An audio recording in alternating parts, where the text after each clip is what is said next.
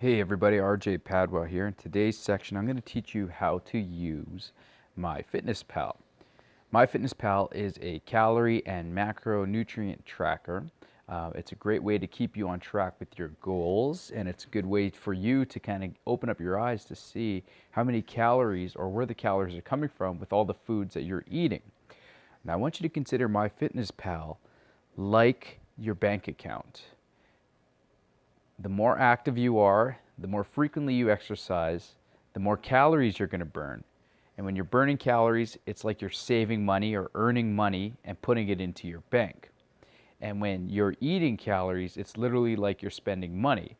So you can spend your money on something small and important, like buying groceries, or it could be your mortgage, or it could be your cell phone. Like, these are important things. But you can also go and spend your money on something that's going to cost you a lot of money, and you're going to utilize your calories or your money a lot faster, like a trip to Vegas or an expensive bag.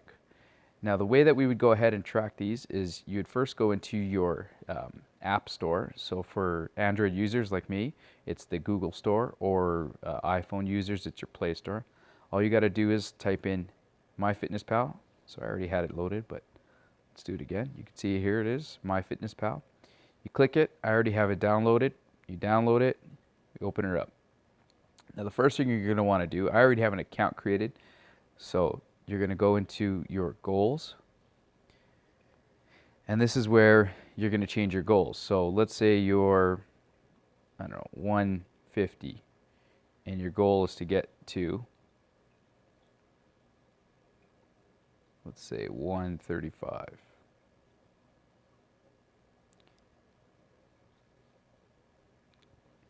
Now, let's say your weekly goal is to lose, ideally the most that your body could lose is 1 to 2 pounds a week. If you're losing at a rate of 1 to 2 pounds a week, that's enough calories to give so that you're adjusting to your new caloric values, meaning that you're not going too low and then you're going to be in starvation mode all the time. Also, if you lose too much weight too fast, your body actually thinks that you're dying. And so what it does, it'll first slow your metabolism down, which we do not want, and it's going to increase your hunger, which we do not want. So that's why MyFitnessPal only allows you to lose up to 2 pounds a week. It's not, it's not a coincidence that, this app is only allowing you to lose 2 pounds a week. That's where we want to go. So there we go. We set it up, lose 2 pounds a week, and then your activity levels. Again, this is going to change how much calories you're allowed in a day. So depending on where these are, I would say that, most people are lightly active if they're making it to the gym 4 to 5 times a week, and then, maybe going for a walk here and there, but nothing too extreme. Active would be somebody that's doing, doubles, like working out twice, spending over an hour in high intensity workouts, plus they ride their bikes, plus they're like a mailman or mail person, or they're always on their feet. That would be somebody that's mostly active. For the general sake of this, we're going to go lightly active. So we click that. Now what it's going to do, it's going to give you your calories. So your calorie allowances based around the values that you've put in here into your goals. Okay, so it's going to take your weight, and it's going to take your goals, and it's going to take your activity levels, and that's how it's going to kick back how many calories you're going to be allowed. Now the first thing I like to do is I like to adjust my protein so that I'm roughly getting 1 gram for every body pound. So in this case, it'd be 40%. Now, carbohydrates, again, this is going to change every single day, but generally speaking, if you're working out 4 to 5 times a week, then you want to keep it in and around between 100 and 150. And if you're really hardcore and you're trying to go into a ketogenesis, which means that your body's going to burn more fat as fuel, but ketogenesis is really hard. It's the Atkins, it's the low carb diet. It's hard to maintain because carbs literally are everywhere. And so I'm not saying that you need to go low carb in order to burn fat. As long as you're within your caloric restrictions and you're working out 4 to 5 times a week and you're not bombarding yourself with massive amounts of calories every single day.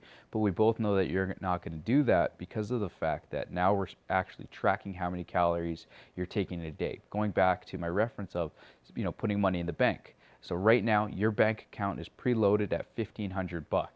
right? Now you can go and spend that $1,500 on groceries. You can go and spend that on your mortgage. You could go spend that on your car payment, your phone. You could spend that on a bunch of things that are super meaningful. Or you could go online shopping and you can go and buy that expensive handbag or those expensive shoes and spend your $1,500 and be broke the entire time. And a lot of people actually do that. We probably know a couple people like that, where they'll spend all their money on a vacation. So let's say they spend $1,500 on a vacation, and then they realize that they have to pay for all the necessities on top of that. And so what ends up happening is they go into debt. So in your case, if you're allowed 1,500 calories a day and you go and eat, a burger, fries, Coke, followed by an ice cream in one meal, that's going to eat up all your calories for the day. But yet in 4 to 5 hours, you're going to be hungry again. So what do you end up doing? You end up eating something else. And so now you're actually putting more calories in your body, and now you're going to be storing more fat. You're going to, your body will take these calories in and it's going to utilize what it needs. And then after that, it's going to store the rest as fat. So let's say about 131 grams of carbs, and the rest will adjust in fat. So that's a great number. Okay. On days I'm not working out, I would actually go ahead and change these. I would go less carbs and just adjust the protein, or even adjust the fat. So if I want to even go less than that, keep it under 100, I'd go like that. So, but for the sake of this video, I like those numbers. I like fats. Fats provide taste for your food. I'm not a big carb eater. I don't eat fruit on the regular. I don't eat pasta. I don't eat a lot of rice or anything like that. So this would be a good macro breakdown for me. Then you hit the check mark button. All right, so there you go. It's got all the breakdown of the macros in there. It's got 1,500 calories. The next thing you need to do is you need to go back and you go to your diary. Now in your diary, so for instance, you go to add food. Now what ends up happening is all the foods that you have previously looked, so it shows recent, it'll be on here. Frequent are the ones that are, that you've used in the past, or they keep popping up. So I know today, let's do my meal plan yesterday. So I had 1 cup of egg whites, right? Add the food. Okay. Now if you want to, so you scroll down, you can see below the egg whites where it says add the food. So with the egg whites, I had, so you can search, okay, you go at the top, oats, right? And then you hit search. And then you just got to determine which one you're going to use. Now you need two things. You need measuring cups and you need a scale. Now you're going to think that this might be a little bit tedious to be weighing your food and measuring your food, but honestly, if you're like me, at least 5 days of the week, you're generally going to eat the same food. I'm going to eat chicken breast today, and in a couple days I'll probably eat another chicken breast. And what it does, it allows me to measure, and have an idea after I've done it once or twice, that I don't need to measure my food anymore, because I could show you exactly how many grams of protein or how big of a serving of a chicken breast that I should be having for that day. So let's go to oats, and they got all the different, the different style oats here. So we did raw oats, and I did a 1/2 cup. If you need to change it, you can change your serving size here. As you can see, you can make 1 cup the serving size, right? And then all you do is you just change this. So I had 1/2 cup, so you gotta go 0.5, save it, adjust the macros, you hit the check mark, boom, there's my breakfast. Now you can see at the top I have 1,230 calories left. Now again, if you want to go and spend that on junk food, you can, right? Just like you want to go and spend your money on online shopping and not have any room for your bills, then that's fine. Then 1,200 calories will get eaten up quick. Now here's a fun feature about MyFitnessPal, is that all you have to do is you can go add food. And then at the top right here, you see there's a barcode. Okay, so you click the barcode, and then it's going to pop up like this. And then all you have to do is just scan it. Let it load, right? So there's my IsoSurge mutant mass, or mutant protein powder, right? I'm going to have 1 serving, which is 32 grams, and that's exactly what it says on the label. I hit the check mark, and there you go. It's got everything broken down for you, nice and easy. Now, if you want to go into where you're at with your macros, so you already know your calories, and really that's what I want you to focus on are the calories, right? And then your next goal is to try and keep within the macros that you set for yourself. So my goal was to have 25% carbohydrates. Right now I'm slightly over that, right? My fats, I'm still low, so I can get in some great fats, like, you know, if I want to get avocado or if I want to cook with coconut oil, but naturally it's going to happen with a lot of the meats that you eat. Protein, I'm at 54, so I'm halfway there roughly, or 57. You know, I'm at 40% right now. So that's it for MyFitnessPal. You know, it's a great way to track your nutrition. It's a great way to keep you on target with everything.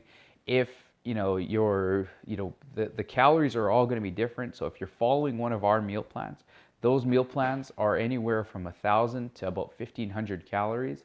Now, depending on, you know, your height, weight, and you know, like mainly your weight and your goal, it's going to determine how many calories you should actually be consuming. Also, how active you are. So somebody, you know, that is in their 200s, if I were to put that into MyFitnessPal, so let's go back here actually, and I'll show you. So you remember when I was 150, what my goal, what my calories was? It was 1,500 calories. Now let's do the same thing, and let's say I am 190, right? And my goal is to get down to, you know, 150.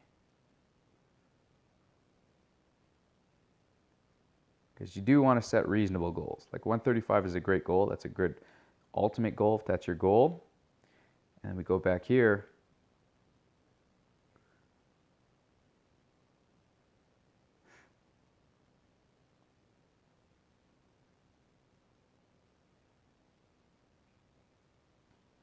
Okay, I guess at the 2 pounds a week, it's going to change. It's going to be the same. Now let's see if I only want to lose 1 pound.